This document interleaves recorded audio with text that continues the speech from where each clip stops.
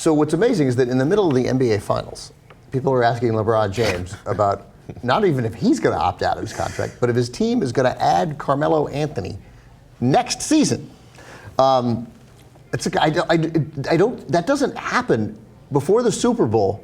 You don't talk about, oh man, Peyton Manning, are you guys gonna go out and somehow get AJ Green? Like that doesn't happen. But in basketball, I don't think it happens in hockey, but I don't know, I'm not in those conversations. It certainly doesn't happen in the World Series. Mm-hmm. But in the NBA, it totally happens, and everybody takes it completely seriously. And not that they shouldn't, and if the Heat is gonna clear salary cap space for a significant run at Carmelo, it's an interesting story. It's okay they're talking about it. I just think it's weird. And I guess the connection being, since they're playing the Spurs right now in the finals, I always look the way the head coach, Greg Popovich, approaches these things. Do you think he really would have answered that question? I don't know if LeBron did or if he just kind of mulled over it and just kind of gave him a sweeping general answer. But the direct comparison was last night in a post-game interview. Popovich was asked, so, you went up 3-1, so who would you say is your finals MVP? He said, next question. Right. He's like, I'm barely gonna look at this asshole. And if somebody asked him, do you think he'll clear salary cap space for to sign Carmelo Anthony next year?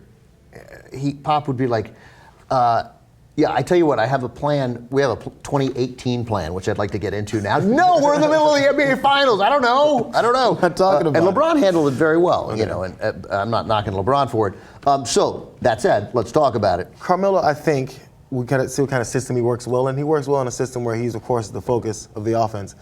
And then maybe another guy who, when he needs someone to kick it out to because they're going to double team him, is there.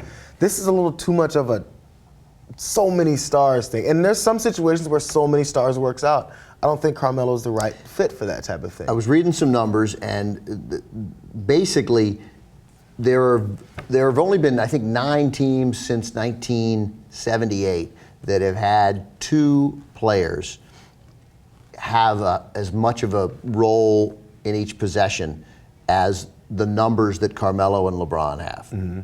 And there have been no teams with 3 players that hit the percentages that LeBron, Wade, and Carmelo hit.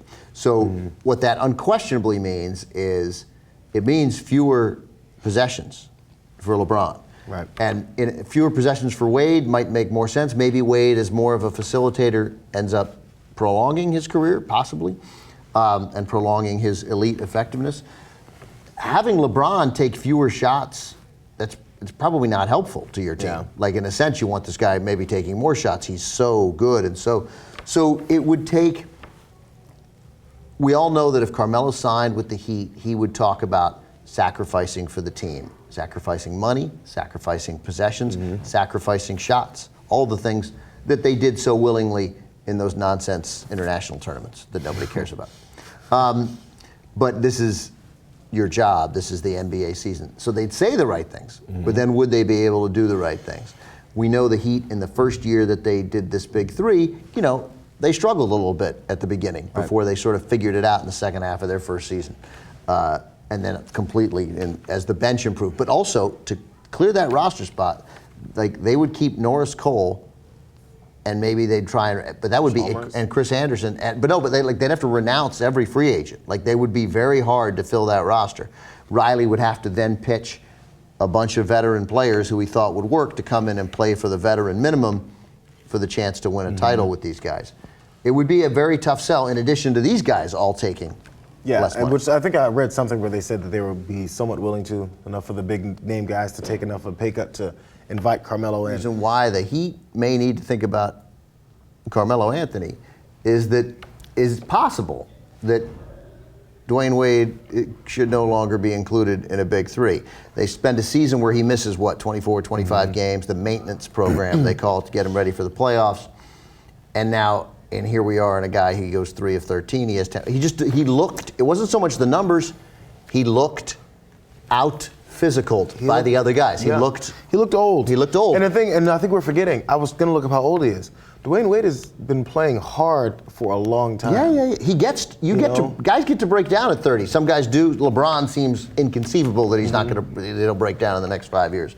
But look, it happens. It's not, and maybe he can get healthy and generate a couple more elite seasons. That's entirely possible. I mean, I thought Paul Pierce was basically done 7 years ago, right? And it turned out, Paul Pierce always played like an old man. Maybe he's not done. So that's a reason that I think is the secret reason of getting Carmelo is Wade's lack of elite status. Getting Carmelo would enable them to rest Wade. So, but look, it's one game, and going 3 of 13, scoring 10 points in one game doesn't mean your career as an elite player is over. Right. It is one game, but it is harder to string together great games back to back to back to back as you get older. That's the way it goes.